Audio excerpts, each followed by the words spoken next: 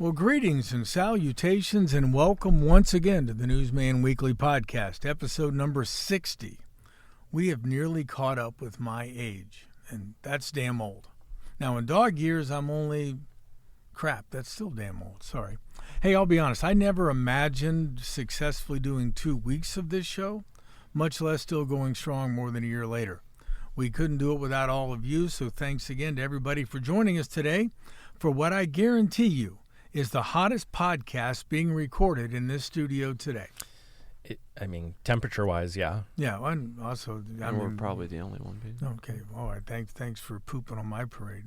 Hey, I'm joined again today by Zach Heiser, the executive producer of the Newsman Weekly, and also Hayden Gray, the show's official videographer, for at least one more week.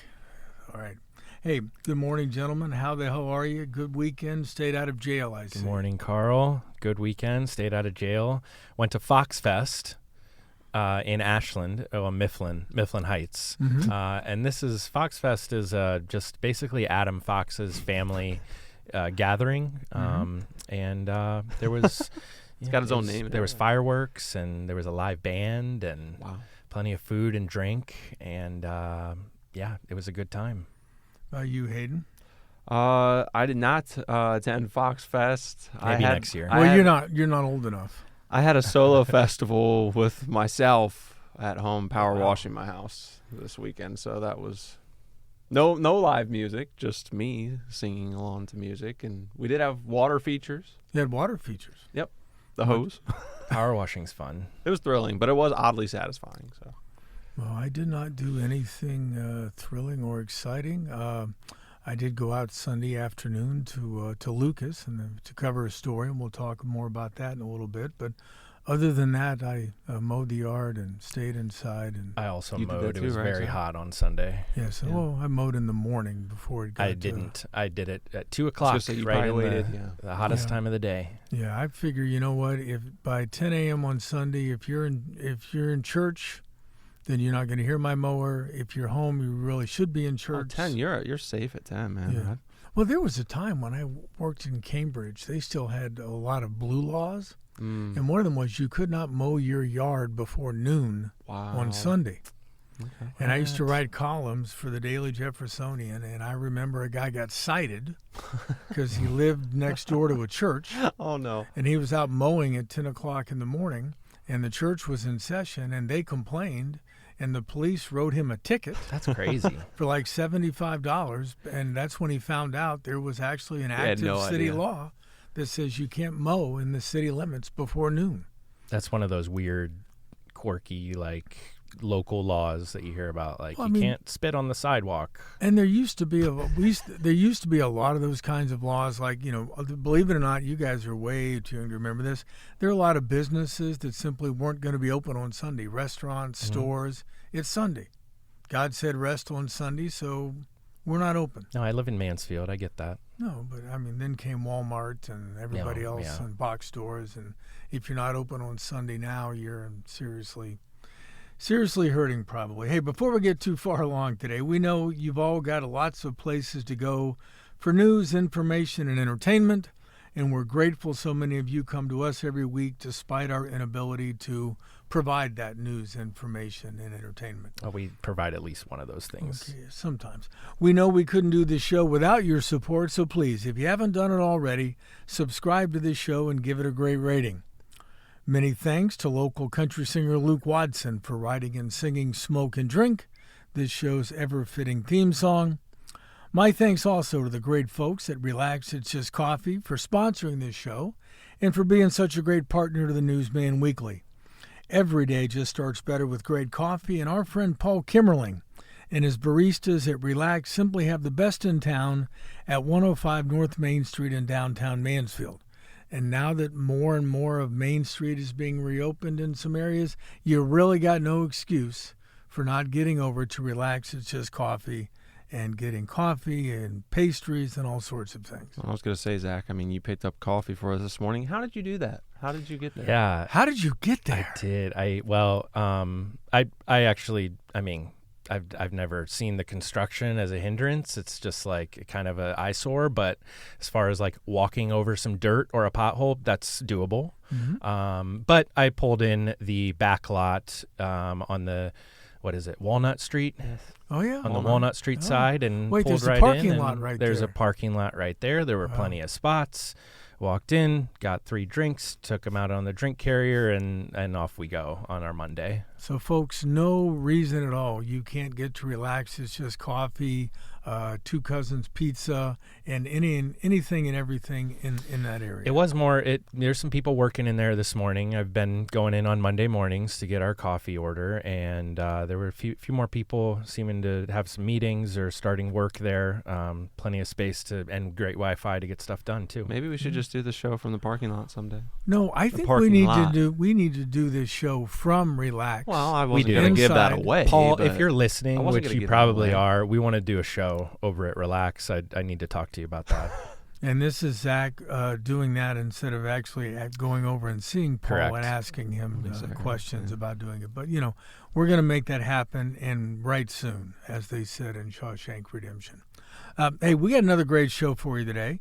In just a few minutes, we'll be joined by Julie Schwartz, the Executive Director of the Ohio Bird Sanctuary, located right here in Richland County off Orweiler Road.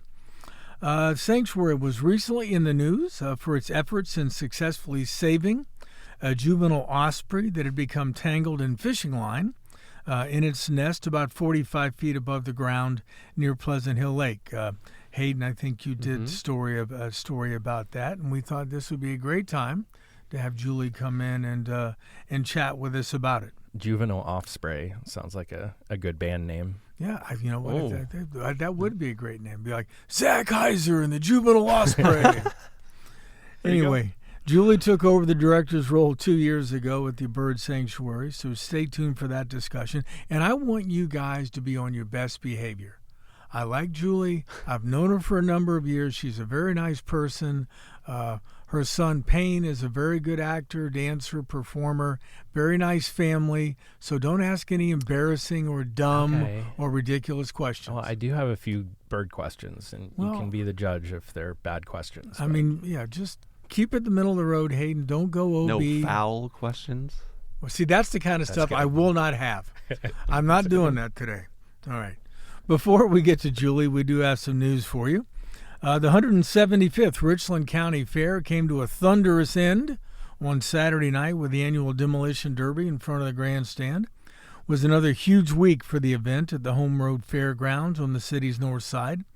Included earlier on Saturday was a record-breaking junior fair auction. I read Hannah Martin's story about that. Richland Soars had daily coverage of all the activity, led by Hannah, Katie Ellington Sorrow, intern Malachi Stanfield. I was out there one day. Hayden, you ever get out to the fair? Don't yell at me. This year I did not. Well, look at that. I did not. For a guy who often complains about all the work you've got to do, not to have a single day at the county fair, that's amazing. Well, I was thank you to our new staffer and Malachi for their hard work. I enjoyed it as a spectator this year. Our intern Malachi's had a great summer. He Dude, crowd surfed the he's Slipknot. a grinder. He is. And now he's covering fair animals. He has a bright future, and he is a credit to his wonderful parents. I'll just throw that out there. If you missed any of the stories and photos from the fair, it's not too late to jump on the Source website and relive all the exciting moments.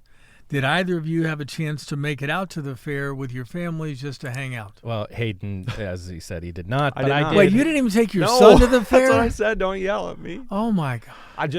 I don't know. Every weeknight last night, with having to do things for you, Carl, it just got busy. Here we go. and, Here we go. It's your fault. Doing things for Carl. I have no excuse for Saturday, though. We could have gone out Saturday. You know what? You didn't take your son to the county fair.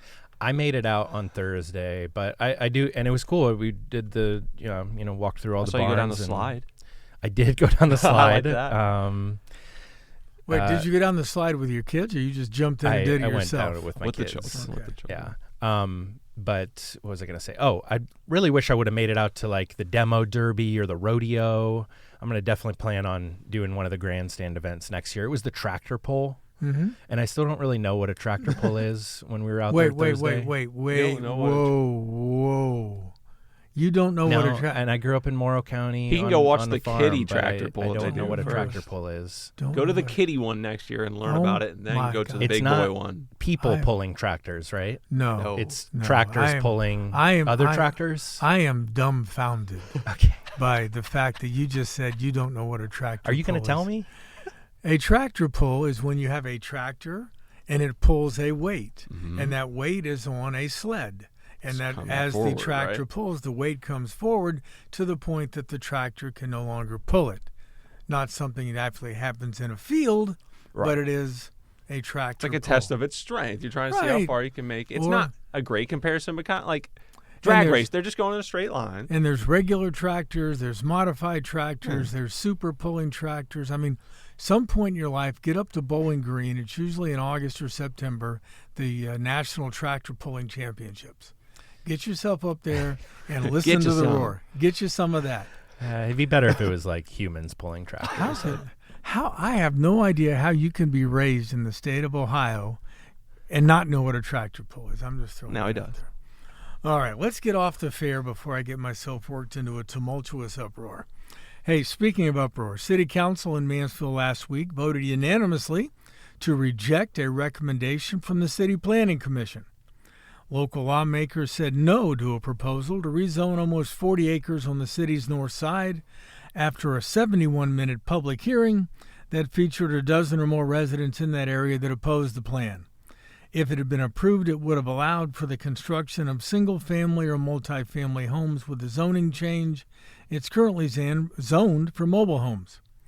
The property owner, Michael Teal of Delaware, Ohio, asked the change for two adjoining parcels that are currently zoned for mobile home parks, located east of the Richland County Fairgrounds, just north of the Woodard Estates Mobile Home Park along Longview Drive. The City Planning Commission voted unanimously June 24th to recommend that the council approve his rezoning request. He did tell council before the vote he's not going to do the development himself. He planned to sell it. He said, quote, "I'm not a developer. I'm going to sell it to somebody who wants to develop it further." So he did not have a specific plan to show what would be happening with the property. Mayor Jody Perry and several city council members said they were hesitant to approve a zoning change when there was no specific plan for how the property is going to be used. At-large Councilwoman Sherry Robertson said, "We really don't know what we're approving here. That's concerning to me. When it comes down to it, it's hard to vote for something when you don't know what's going to go in there." Perry, who's a non-voting member of the Planning Commission, said she voiced similar concerns at the Commission's meeting in June. She did tell residents that denying this rezone request doesn't ensure the property will stay undeveloped and wooded forever. Quote, "It doesn't mean something else can't come in," she said. "Short of you buying the land, I don't know how you keep it as woodlands forever, but I think it's fair for you to know what would be going in there." Well, Carl, this space, just since we talked about the fair, that we kind of talked in the general vicinity of what we would probably most would consider the back side of the fairgrounds, right? Right. East of the fairgrounds itself. Oh, there's no Dollar General over there, so No, maybe that's very nice. Dollar Tree. Very nice. Ohio 39, and this is what it did on Sunday, guys. Ohio 39, what some people call State Route 39. I prefer to say Ohio 39. Hayden, when I edit your stories, if you ever use State Route, you'll notice I change it to Ohio. Anyway, Ohio 39 through the village of Lucas has been named in honor of a 1967 Lucas High School graduate who was killed in Vietnam. On Sunday afternoon, exactly 55 years to the day, after Private First Class Richard "Rick" McFarland was killed in action, officials gathered at the Lucas Community Center to honor the soldier. That stretch of highway will now be known as PFC Richard "Rick" Wesley McFarland Memorial Highway. will we have to refer it to that in stories then? Or No, do you still call it Ohio 39? Okay. It's a secondary designation, probably. Yeah, yes, it is. Their ceremony at the community center included his twin sister, Patricia Gates, and his younger brother, William McFarland, as well as military members from around Richland County and several members of the Lucas High School class of 1967 who also served in the military, just like Rick did. I covered that event on Sunday. We posted a story Sunday evening. If you'd like more details, jump on the Source website right now for details and photos. Always enjoy those kinds of stories because I think it's important that we keep the memory of our military heroes alive. And I think that was a nice ceremony on Sunday, and I look forward. I've also got a story that came out Monday afternoon, which I hopefully I'm not going to tell you a lot about it. It was another. Don't get too much away. Yeah, okay. I don't want to give it all away, but it's a very good story. If you go look at the website right now, you'll see there was 2 women from Ontario whose uncle was killed in Korea back in 1950, and his remains were recently identified and returned home. Okay. So we'll talk more about that story next week, but anyway, check it out today. You know what? That's enough for now. Let's take a quick break. I want to have enough time to talk to Julie Schwartz. And when we come back, we'll be joined by Julie Schwartz, the executive director of the Ohio Bird Sanctuary, and Zach and Hayden will be on their best behavior, and they will not embarrass me in front of Julie. So please, stay with us. Well, welcome back to the Newsman Weekly podcast. Joining us now, as promised, is Ohio Bird Sanctuary executive director Julie Schwartz. Julie, thanks for joining us today. Thanks. Appreciate you having me on. Now, for those who don't know, Julie has a bachelor's degree in biology and education from the University of Toledo. Not everybody can be a bobcat down in Athens, so we'll understand that. Also has a master's degree in educational leadership from the Ohio State University. That's the one.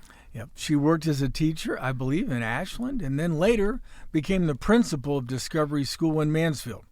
So, Julie, how did you become associated with the Ohio Bird Sanctuary and ultimately assuming the organization's leadership role back in 2023? Well, it is a little bit of a circuitous path, but there's connections that I see throughout it. You know, when I first pursued education and biology, it was out of a true love of connecting children with the natural world. And I'm still very much doing that now. I've been doing that all along in my career. But I'll tell you what happened. I was a biology teacher at Ashland High School, as you mentioned, and then I had worked my way up, and after I got my master's, I became an assistant principal of Ashland High School. And even though I did love the work I was doing, it was pulling me further and further from that close-knit connection with kids and nature.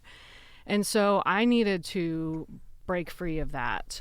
So after 13 years of working at Ashland, I made a really big change. I decided to leave there and pursue teaching in the out of doors, sort of a non-traditional setting for teachers. But with my background, I was able to do that. And I was hired at the Ohio Bird Sanctuary back in 2016 as part of their education team. And so I did that for a number of years while my kids were really little. And they kind of grew up, and I got the opportunity to sort of combine the best of both of my worlds at Discovery School. It's a very outdoors-based school, but I also have that background in educational leadership. And so I applied to be the director or head of school at Discovery School, and I did that for 5 years. But it was during that time that Gail, the founder and director of the Bird Sanctuary, was beginning to plot her retirement after 35 years with the organization. And I had kind of already had my feet in at the Bird Sanctuary because I had been part of the education team there. But I also had the sort of running of a nonprofit background under my belt from being at Discovery School. And so it truly felt to me like it combined all the best aspects of me into one position. And I am closer than ever than I have been to kids in nature in my role at the Bird Sanctuary. So it's been really a perfect fit. So you had some really big shoes to fill. I can't imagine bigger shoes than when you step in and take over after when Gail Law retired. She founded the organization like 35, yes, it was 1988, I think, is when she started it. It was actually called, the Raptor Center? So Gail and Chris Laux founded the Bird Sanctuary in 1988 on their farm in Belleville, Ohio. At that time, it was a very small organization. They were really only caring for raptors, which are your larger predatory birds, hawks, owls, eagles, those sorts of things. And they were doing it largely out of their barn. They called themselves the Richland County Raptor Rehabilitation Center, which does not roll off the tongue. Great alliteration. And so as it grew in its popularity and in the number of birds they were taking and just sort of how busy it became. Some things changed. One was they took and purchased the land that used to be Camp Avery Hand, the Boy Scout camp out off of Vorweiler Road, a portion of that, not all of it, and they changed the name. So in the early 90s, they moved to the property and changed the name to the Ohio Bird Sanctuary.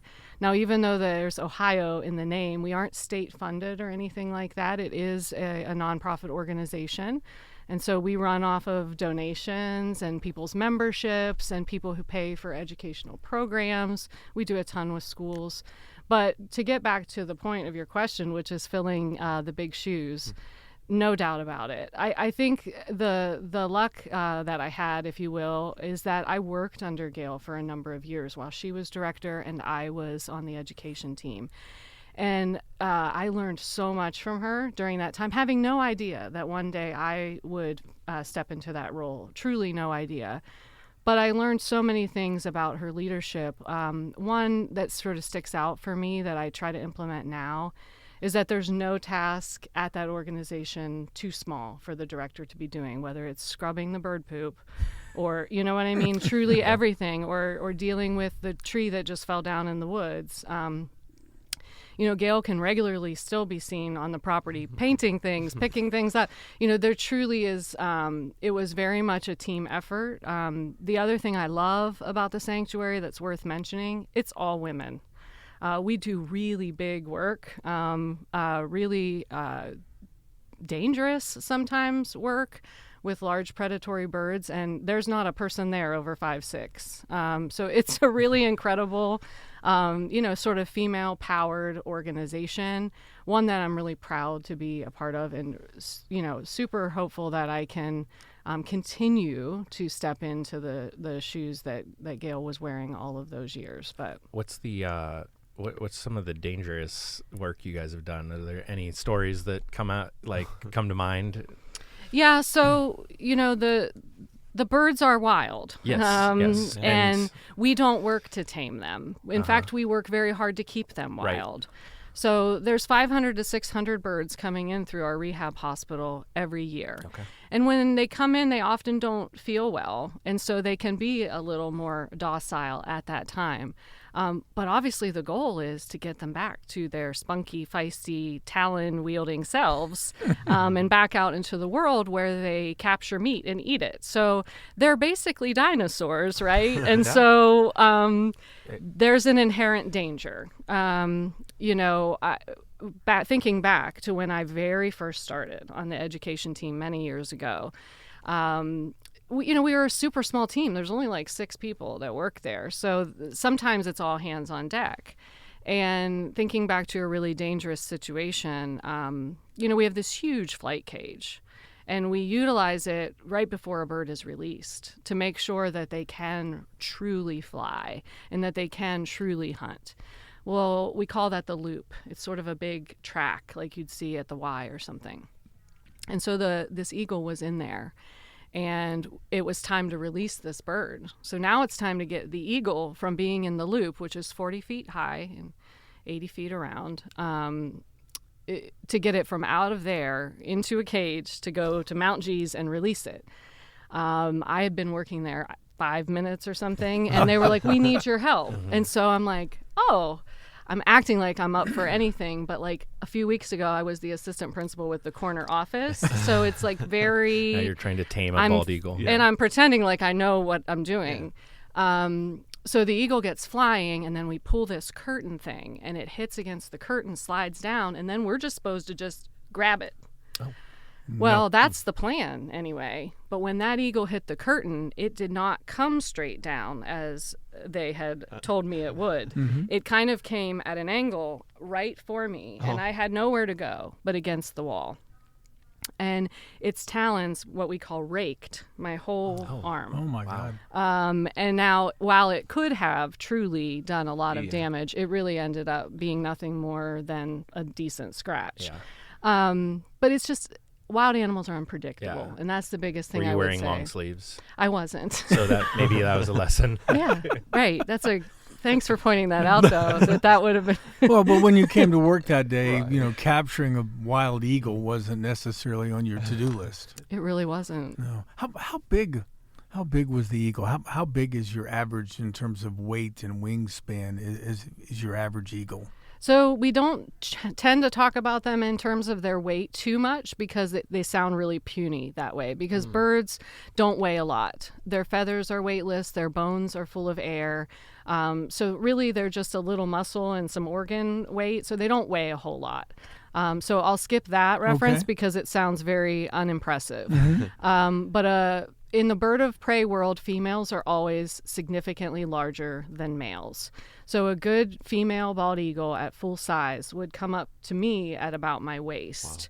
Wow. Now I'm only 5'2". It's not an impressive height, but that's a big bird when you're standing next to it. And when it spreads its wings? Yeah, so the wingspans can be about 6 to 8 feet. 6 on a male, up to 8 on a female. That's a big bird. Yeah. And these towns, these are not small talons. I've seen videos of eagles and other birds of prey either catching a large fish out of the water and swimming or flying away with it. And I don't know if it's eagles or not, but the birds that will literally go after like mountain goats, they pick them up and fly and then drop them. Yes. Yes. Until they obviously crash down and die, and then they can eat them. So those are also eagles, but that's what we call a golden eagle. Okay. Here in Ohio, we tend to just see the bald eagle. Yeah, I don't want to see a golden eagle. I have a little dog. And neither does Daisy. Yeah. It's so funny that you mentioned that, because when I was a really little child, my favorite children's book was called It Could Be Worse. In the story, I don't know if you remember that. Oh, yes. And like the guy gets hauled off by like this big bird of prey. And so it's just funny because was that foreshadowing to like my new life? Fear unlocked. Yeah. Well, it could a bald eagle, like one of the Ohio bald eagles, could it pick up Hunnell's small yappy dog? Oh, yeah. It could. It probably won't. Yeah. Okay. Yeah. They really want fish. That's their choice food. Okay. And so can you train them without like in the cage? Like there's not water in there, or is there? So there is. Okay. So in the flight cage, we do have a large pool set up in there. Not a large pool. You can't go swimming in it, but they could get in it. But we tend to feed them fish that are already dead. Gotcha. Yeah. Now, when you're getting ready to release a bird of prey and you've got it in the loop and it's flying around, how do you know? Do you live test its ability to actually catch a mouse, or do you release a small varmint so it can actually catch it? So we do. So the bottom portion of the walls in the flight cage are cinder block, so the rodents can't get out of there. We don't always feel it necessary to test them for their ability to hunt. Only when vision concerns are at play do we worry about can they hunt. We assume that if their vision is intact, they will be able to hunt. As long as their flight is good and we can test that with our eyes, we don't need to subject any live animals to the torture of that. But if a bird's vision is at all in question and we want to give them a chance to maybe prove that they can hunt, the other thing would be if they had any injury to their feet. So a toe amputation or a torn off talon or something like that, we would want to make sure that they were feeling comfortable enough to actually grab with that. So those are the two reasons why we might use live prey in the flight cage. If you ever need Hayden for that, just I'd love to get a video of Hayden fleeing a full-grown eagle chasing him down. But you don't want to see that. Actually, I do, but that's neither here nor there. So, what of all the birds that you guys have at the sanctuary from time to time, and realizing some come and go, some stay because they can't be released back, what's the smartest bird you've got out there? Definitely the smartest are the crows. I knew it. Yeah. Crows and vultures are both right up there. There's definitely problem-solving skills at play. There's memory at play. They can remember faces. They can mimic voices. It's actually kind of scary how smart they are. They can communicate with one another. So if you have crows in your yard, start paying attention, because they are the same crows all the time, and they will communicate to each other. And so we always tell people, be nice to crows, because they're going to tell their friends on you. And do you know what a group of crows is called? A murder. That's right. Thank you And very so much. good job, Carl. He studied that in preparation. No, several years ago, I was doing stories about crows in Central Park. And I did several stories because these birds gather in the winter in the trees because it's warmer downtown and there are lights and they feel safe. And then they poop on everything. Yes. So the city was trying to get them to leave. So I wrote a lot of stories, and that's when I learned that it's called a murder. I Yes. didn't, you know. Do you know, did the city reach out to the bird sanctuary with, like, did they ever enlist I did. Okay. Yeah. You did as a journalist. I was wondering if the city actually, like, how do we get these? Because I know they were trying all kinds of things. Like, were they using, like, green lights? Yeah. Well, I think one of the things they tried to do early, and this might have been based on something Gail said, is you hang An effigy. effigies of owls in the trees. But crows are Right. really smart. That might work for a hot minute. Mm-hmm. But then they're going to look at it and say, you know what? It's That not thing ain't moved an moving. inch. It's not Mm-hmm. moving. I don't know. Yeah, ultimately, what ultimately worked was the green lasers, because crows don't like the laser lights. And I Yeah. remember being there the night that they got them out of the trees, and they all flew over to the top of the Richland Bank building. And they lined up at the top, and they were all looking down at Mark Abram, the parks director.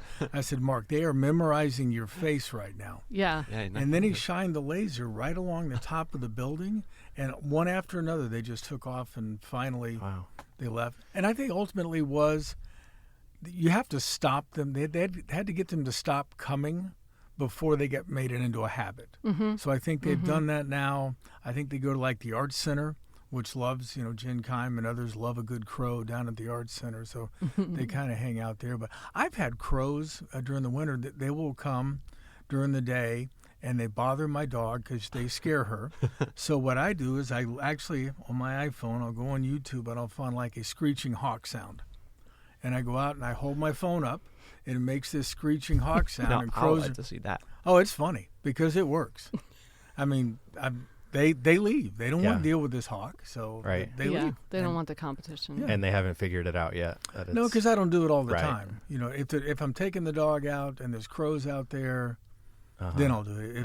If the dog's staying inside with me, crows have at it. Have a great time today. Yeah. But Now, what we should have done in downtown at Central Park is we should have just had an EDM festival with all the lasers, and we could have made it an event, and then it would have solved the crow problem. Yeah, well, we could have done that. That's then. All just- right. So that's the smartest birds.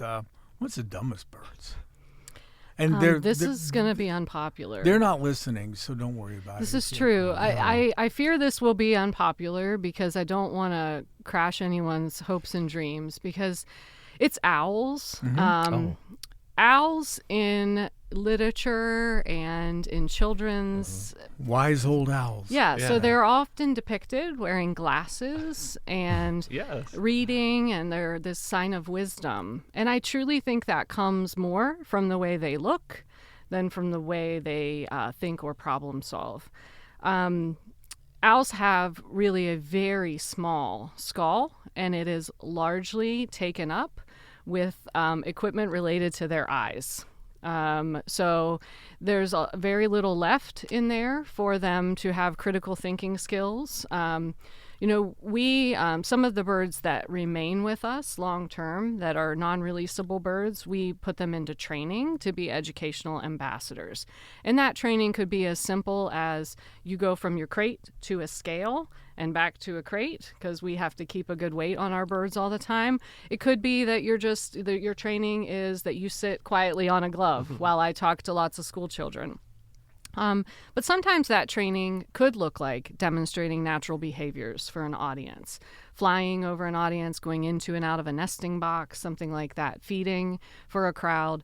The owls are by far the hardest to train. It takes easily 4 times as many repetitions before an owl has any clue what you're asking them to do. And then sometimes they may still not do it. But again, that isn't really their function, right? They're doing that because that's all we can do with them. But in the wild, they do very, very well. No issues functioning in the wild. Now, what's in the years that you've been around out there? What's kind of is there one weirdest kind of bird behavior that you've witnessed, whether it be an individual bird or a particular breed of bird? One thing that I think people always get a kick out of, and I hope that they'll tune into this if they come to visit the sanctuary, and that is Cece, our crow. She can talk. She says, "Hi, owl." And so we thought about that for a long time, about what might be going on there. For many years, Cece was situated in an enclosure right next to Seymour. And Seymour is our great horned owl. A lot of people walk up to Seymour and say, "Hi, owl." And Cece's over here like, "Woohoo, come see me." Yeah. Mm-hmm. So she started to say, I think she thinks that people say "Hi, owl" as a way of greeting each other. Yeah. So she started saying "Hi, owl." And then when you come over to see her, she'll go "woo, woo," like she's pretending to hoot. That's crows. And Wow. we were talking about crows and how smart they were, Yeah. but I think that is a fascinating behavior to witness. And then also in terms of like when you said weird or odd, osprey can be kind of odd to be around. They have sort of crazy looking eyes. They just look like they're cuckoo, And then they also osprey have in the center of their foot kind of a spike. And that is meant for when they grab a fish and they're flying through the air with it, and that fish is alive and flopping and wet, it's not slipping out of their grip. So they're just fascinating birds to be around. Now, since you mentioned osprey, I'll let Hayden ask about it because he did the story. But go ahead, Hayden. Well, yeah, I guess I said it was going to be perfect for an update because I know that when we had talked previously, there was, some significant concerns with a couple of the toes for sure and the ankle. So how is it doing? Yeah, so an update on our osprey rescued from Pleasant Hill. It was entangled in fishing line. And as you mentioned, there were 3 spots. So the ankle is looking great. That one wasn't very deep. It's completely healed. In terms of the 2 talons, one is not so bad. The other's pretty bad. It's still undergoing dressing changes daily. We have to keep it really moist and wrapped all the time because what we're trying to do is really the tissue is completely separated by the injury. And so we're really asking that tissue to try to seal back up. It's just taking a long time. Yeah. We're still very hopeful this bird will be releasable. It's young, so we're keeping it as far away from us as we can other than during those dressing changes. And we do hood it for that, so it's not taking in a lot of visual of humans. But we are still very hopeful that bird will be releasable. It's just taking a long time for that, particularly that 1 talon, to close back up. Now, how did you guys happen to hear about that particular osprey, and what was the biggest challenge? And I'm reading Hayden's story. I was fascinated. This was 43 feet up. Yes. In a nest. Yeah, so it was a really challenging situation, and in general, I would like to just put out there, we don't usually go out on rescues. We rely upon the public and wildlife officers to bring birds to us that are found. This was a really unusual case. So we were contacted by a member of the public. She's a retired woman at home who really enjoys watching birds on nesting cameras. She gets really invested in their lives and in their stories. And she had been watching, Pleasant Hill has 3 nesting cameras.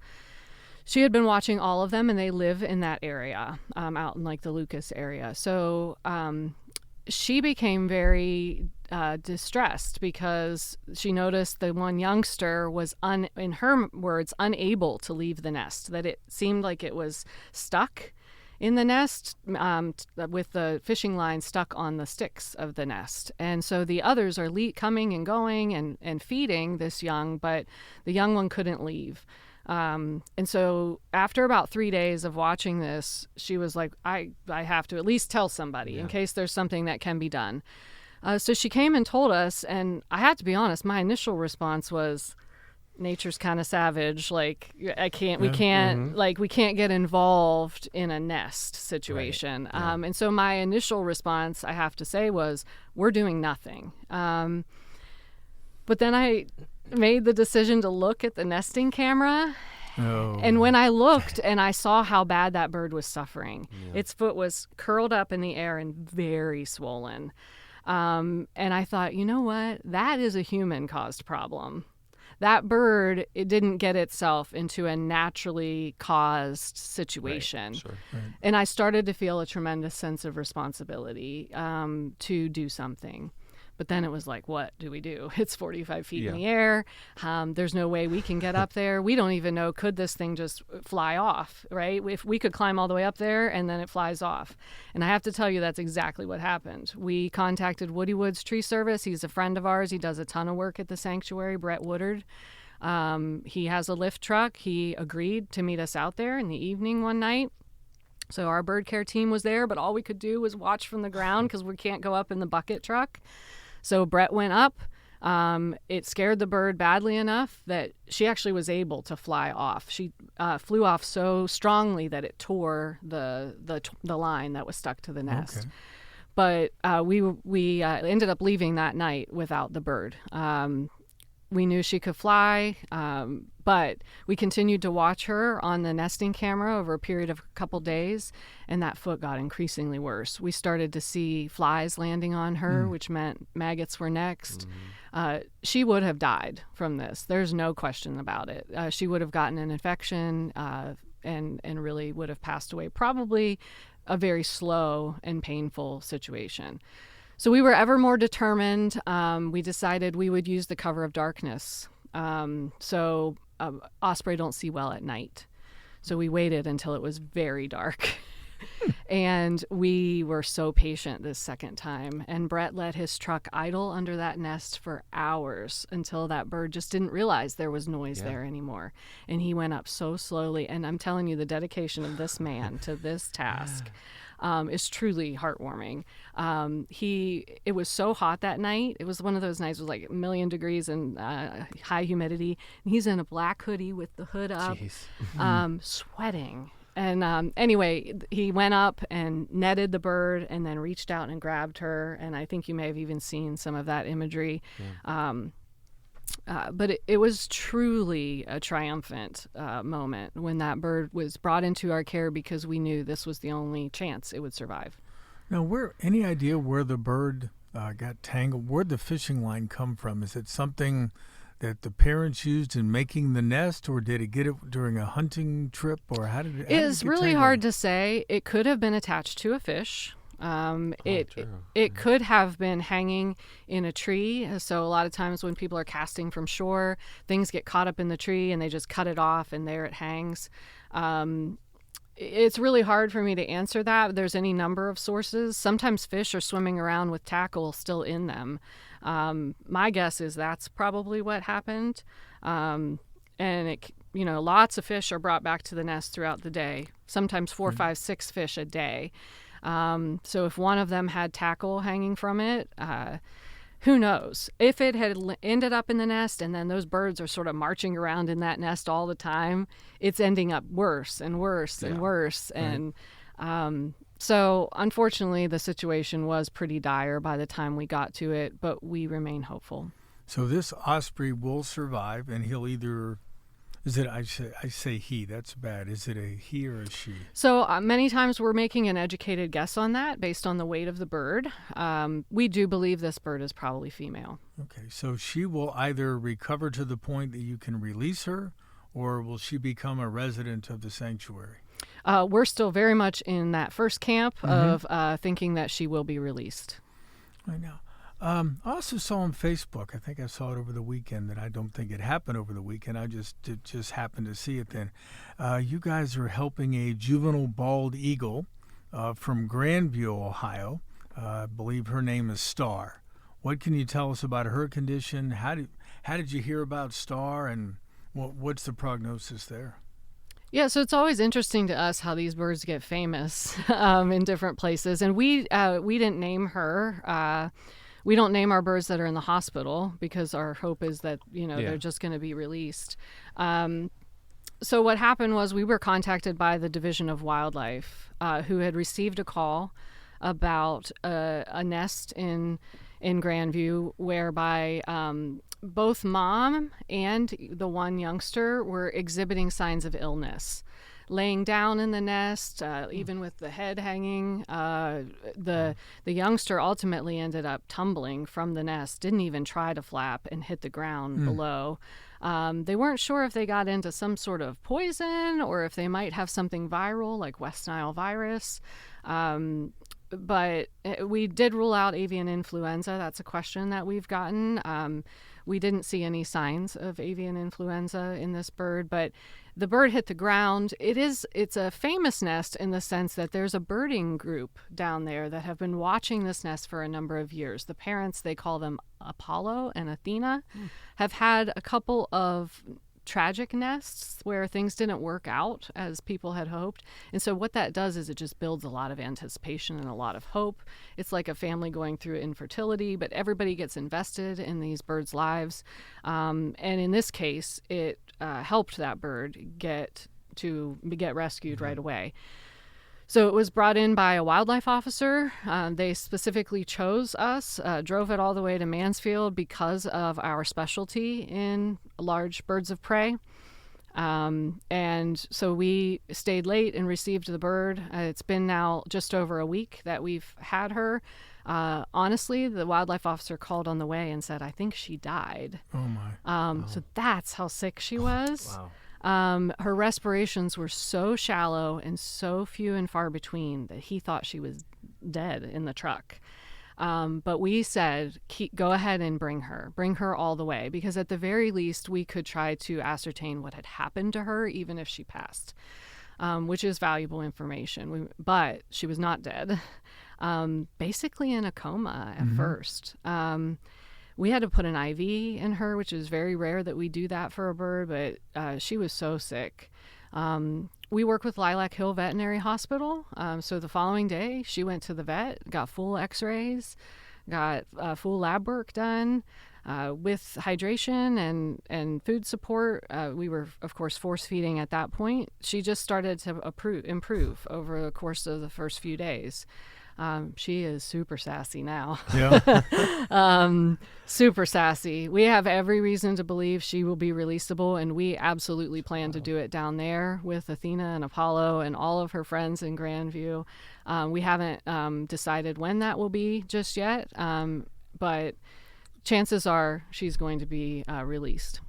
And your goal is always to rehabilitate and release. Are there some, though, that just end up becoming permanent residents at the sanctuary? Yes, Yeah. there are. And those are the ones that you would see if you came there to visit. Right, okay. So when the public walks through, the birds that are on display are those non-releasable birds. Many of them have been there a great number of years, and each bird has signage on it that indicates their story, what happened to them, why they were non-releasable. In many cases, those non-releasable birds are what we call imprints. They were raised too closely to humans, raised illegally, or brought into care as a youngster with a severe injury that resulted in them staying so long that they become too close to humans. And those birds tend not to do well in the wild. I noticed on your website, like a few of the birds I noticed, like they were raised illegally. What does that mean? Like, is it just people having pets that shouldn't have them, or are they mistreating them, or? So it's probably a range. Varies. We truly believe that most people get involved in a wild animal situation with the best of intentions.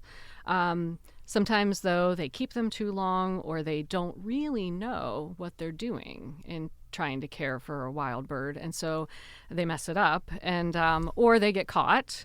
And oddly enough, it's often mail carriers that turn people in. They're like, this person has an owl in their living room, or they have a. It's interesting. It's often mail carriers that end up reporting people.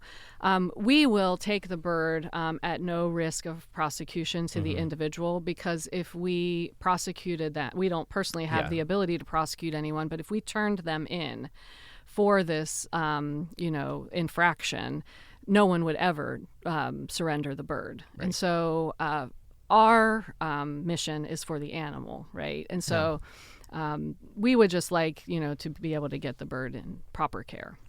I was just thrilled back when Gail and her husband decided to buy what used to be, or a portion of what used to be Camp Avery Hand. I remember covering Boy Scouts out there, the events and things they used to have. And once they closed that, I really feared, that place could be sold up and sold out and subdivided and redivided.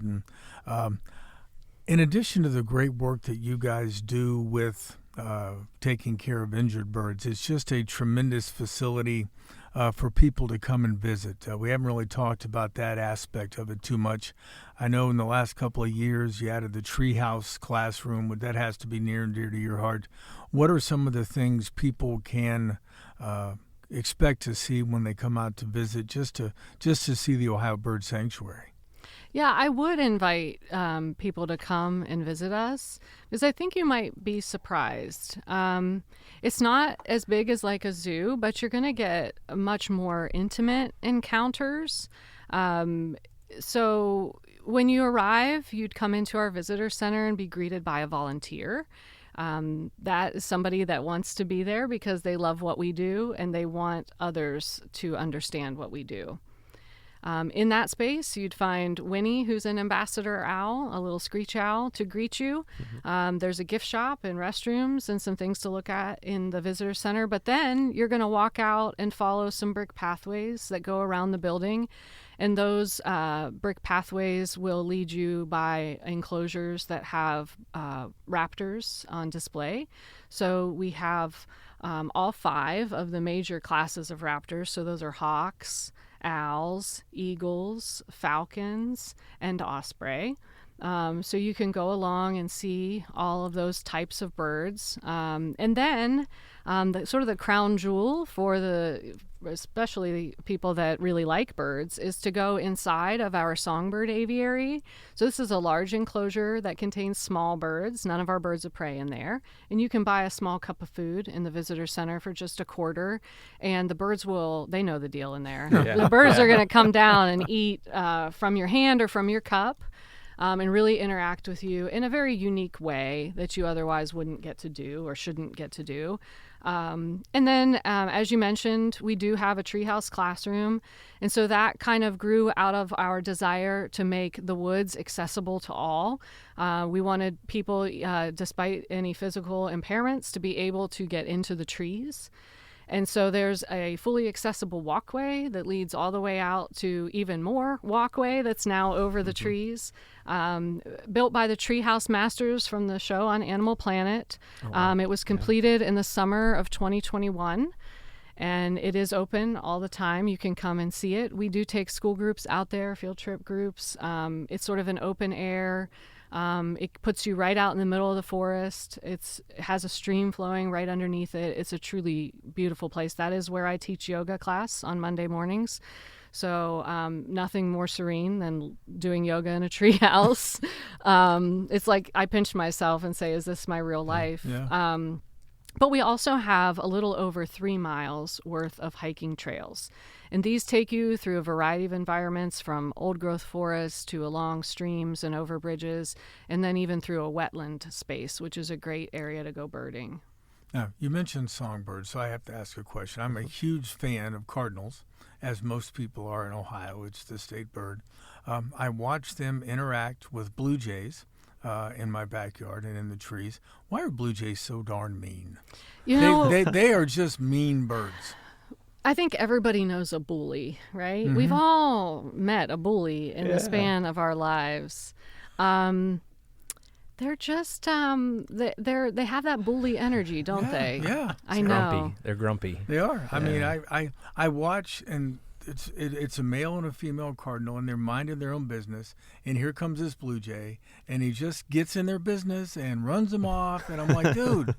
And and it happens all the time with blue jays, and that's what I realize they're not mean, they're just being blue jays, but they seem very aggressive compared to other kinds of songbirds. They're not good sharers or carers. No, it's resource guarding. That's what they're doing. There's something there that they're staking claim over, and I can't excuse their behavior. I'm sorry. So guys, technically I'm a blue jay, just in case you. I know you're sitting here thinking that, so I'll just Exactly.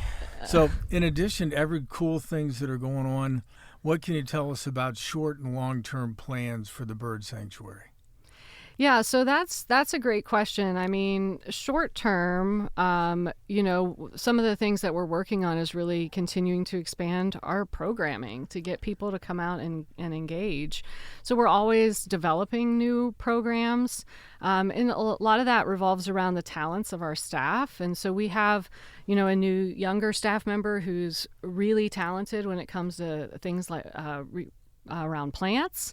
And so we've started to offer more hikes related to that for people that may be their interest. So developing a wide array of educational programs is definitely one of the things we've been short-term working on. And we do have a new area. We call it the Avian Encounters area, that we have a stage out there that was built for us by the Mansfield Noon Optimist Club. So that area is a new programming space for us where we can really put on truly free-flighted shows. So that whole thing is very much in development right now. We have been offering some shows this summer on Saturdays that people can come out and see for just $5.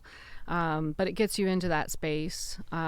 Long-term, I have plans to really expand our staff. I think that we could do even more good if there were more of us. Definitely our limiting factor is our human resources. And obviously the limiting factor to how many human resources we can have are financial resources. Mm-hmm. But the truth is that our visitor base has been growing exponentially. In an average year, we're seeing 16 to 20,000 people come to the Ohio Bird Sanctuary as visitors. Well, I saw you guys on the cover of the Destination Mansfield. Yes, on the cover, I think it was an owl, and I think it was photoshopped. I don't think that owl happened to be right at that spot at that moment. So that really happened. I was there. Okay. I was there. I take it back, Lee Tass, if you didn't Photoshop the owl in. How dare you? I was there, and it's interesting that was an owl because I just had finished telling you all how that's not the smartest of the birds. But they showed off that day. They did show off that day. We do have Silo, a free-flighted barn owl, and that's who's on that cover. But it's kind of like we've been following the build it and they will come mantra for a number of years. And I feel like our parking lots are full a lot of days. And, there's just it's harder and harder to find the sanctuary aspect of Ohio Bird Sanctuary because we truly are experiencing busyness. Which I love. Mm-hmm. I love. Remember how I said my whole goal here was to connect people, especially young people, with nature. When I see full parking lots, I see families having picnics. I see kids learning what a cedar waxwing is over, some video character or something. Yeah. And to me, that is what our work is about. Our work is about connecting people with nature.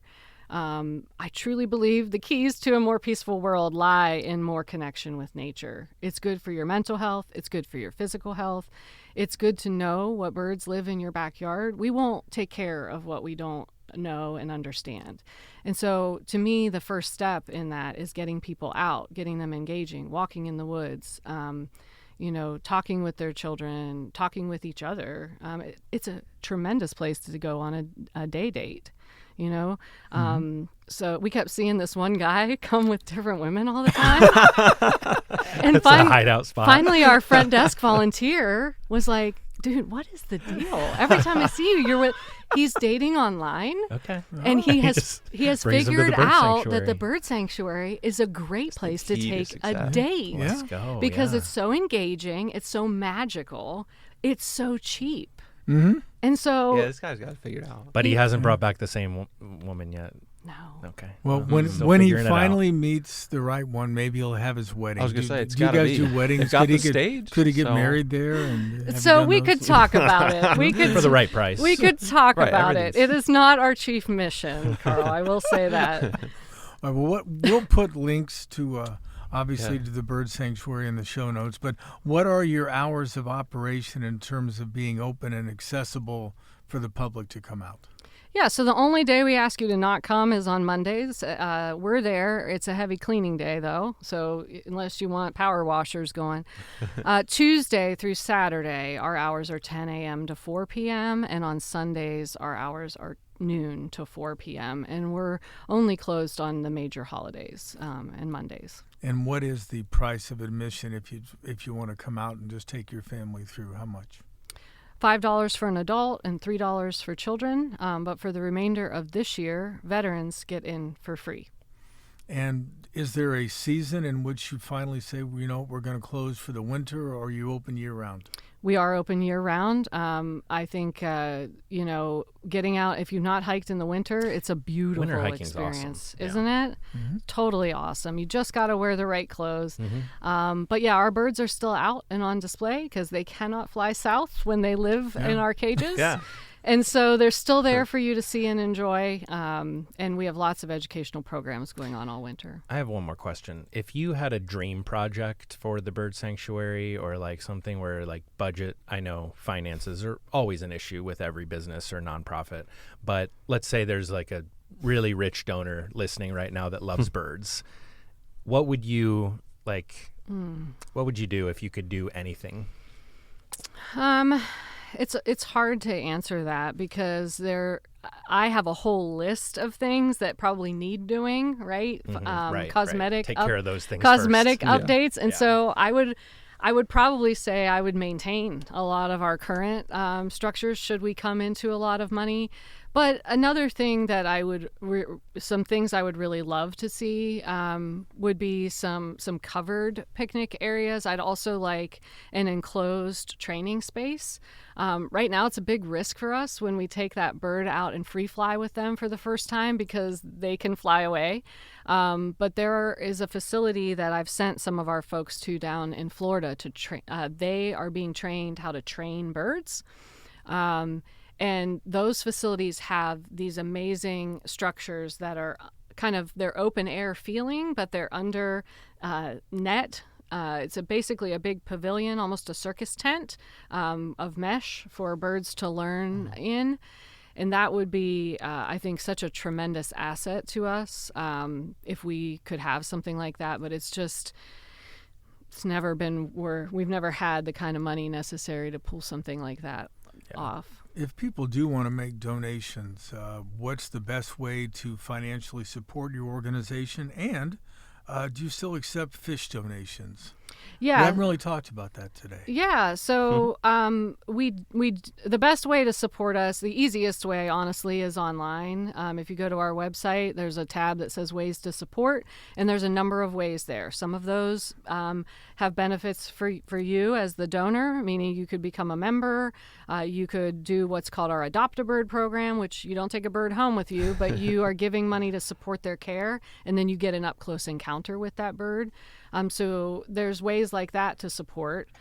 You can also just send a check in the mail made out to the Ohio Bird Sanctuary, and me personally, I touch every donation. I will write you a letter, and I will often include a current case that we're working on, so that you can see your money is going. So right now, all my thank you letters have Star, the juvenile eagle, on them because she's sort of our most famous current case. But I do personally sign all of those, and you would receive a letter indicating where your money was going to work at. In regard to fish donations, we do accept those, but the truth is we've gotten kind of picky around the fish that we'll take, and it's because there is a lot of risk with fish if we don't know where they're coming from or what kind of fish they are, that they might contain unsavory things for our birds. So mercury or lead, fishing line's never good. So we don't take certain species like carp and catfish because they're bottom dwellers and they eat some pretty nasty stuff. I ate a carp once, and I can't imagine anything worse than eating carp. I mean, it's bad things. I am quite concerned as we talk about it that Star is getting all the attention. Star is not from Richland County when we have a perfectly wonderful osprey who should be getting all of the attention, and realize you're not going to name her because we want her to fly away and all that. But folks, get out there and donate. Not only for Star, but more importantly for the osprey who got caught in the fishing line, and all the other wonderful birds, and the not so smart owls, and the eagles get all the attention anyway. I mean, Benjamin Franklin had it right. I mean, Franklin wanted to make the wild turkey the national bird because he understood eagles are going to take over. So I don't. Do you think we'd be eating eagles for Thanksgiving if the turkey was ended up being the national bird? That's a fascinating thought. We've been eating turkeys for a long, long time. You know, we talk about dumb birds. There's nothing dumber than a domesticated turkey. I've literally seen stories where in the middle of summer you get 20 or 30 or 40 turkeys get up against a fence, and they literally smother each other because they get in a big pile. Does that sound like impossible to have happened? Because I remember reading stories like that. Birds of a feather flock together. Yeah, it's not necessarily a good thing. I mean, this was in Southeast Ohio, so none of us were too smart anyways, but I remember hearing that about Well, the sanctuary, I mean, like you said, the connection to nature, and I've been out there. It's like a really peaceful place to just walk around. Now, even the drive up, the views are... The drive is awesome. My 9-year-old daughter is terrified of birds, so, don't get out there as much. Then you as need like. to take her out there. And I know. Introduce Flood her. her. Just gotta, Yeah. face your fears. Get out there. If I see you holding the aviary door shut and a child screaming inside, we'll go talk to the crow. As a raptor circles lazily above her, looking down. Yeah. Well, we were at the fair, and we went over to the poultry barn, and she's just like, "Nope, not today. Not going in there." Yeah. These birds are less stinky. It's true, they are. Yeah. Well, I mean, they're birds, and they're prettier than turkeys. In a barn. No offense. Yeah. No, turkey. I mean, turkeys are kind of they kind of look like aliens. Well, I mean, when you think about it, eagles are, they are buzzards with better PR. It's true. I'm just going to say that. They eat the same things buzzards do. I mean, they eat meat that they either kill or find, and they just have better PR. Cooler while doing it. Do you ever come across a bird when you let it go in the wild? Like if you're just hiking out at Mohican or something, it's like, hey, that's so-and-so. No. There goes Clarence. Honestly, no. Yeah. I really don't. Well, that's probably if you sold it, I'd believe it, though. No, and we often get that question. We get some strange questions, but we do. Stranger than that one? Yeah. I mean, no, people want to know. People want to know if we're tracking these birds long term. They also want us to do these deep dive investigations into what happened to them before they came to us. And the truth of the matter is, ain't nobody got time for all that. Yeah. We are plenty busy with our work that is right before us right now. And, dare I say, we just kind of keep our eyes on that, right? Yeah. The bird is here. It's unwell. It does us no good to go back and try to figure out. I mean, sometimes we can ascertain what occurred here. But the truth is that doesn't do us any good. Looking to how are they going to do 2 years from now, also not doing us any good. We just got to get them through the current moment and get them back into the wild where they belong. If something happens to them after that, good for them because they got to live a free life. Yeah, that's that's what should be happening. They're not going to live forever. They got to fly free. They got to dip their toes back in the water and come up with a fish. And I have to believe that even if a week later they got struck by a car, what we did was still worth it. And it was still worth it for that bird. And so, we can't get bogged down in all of the what ifs. And you're not Ohio Bird Sanctuary CSI. Correct. I mean, Right. that's not the focus. Do you ever track the birds for like scientific research purposes or anything, or is that something that you guys would be interested in at any point? We don't track them, but we have taken part in having some of them banded in the past. Okay. So that isn't our decision who gets banded, but the Division of Wildlife will often want certain birds if their numbers are threatened. An example might be barn owls. So there are not high numbers of barn owls in the state of Ohio. There's really only healthy populations in Wayne and Holmes County. There's a lot of Amish farms there. They're supporting the barn owls with nesting boxes and not using chemical pesticides and stuff. So that is doing well for those barn owls. Well, we will sometimes ban those. Now, we aren't taking part in the tracking or the research necessarily, but somebody else is, and we had a hand in that. Well, folks, we are going to wrap up today's show on that note. Many thanks to Julie Schwartz from the Ohio Bird Sanctuary for joining us today. And please get out and visit the sanctuary. Please financially support the Ohio Bird Sanctuary. It is a nonprofit, so I believe, Julie, correct me if I'm wrong, financial donations are tax deductible. That's correct, and that you'll get that on the letter I send you. It'll even say that right there at the bottom, and that'll help you remember to keep your letter and give it to your tax people. Very good. And thanks again to all of you for listening to the Newsman Weekly. I'll be back in a second to put a bow on this week's episode. But until then, remember what Mark Twain said. If you tell the truth, you don't have to remember anything.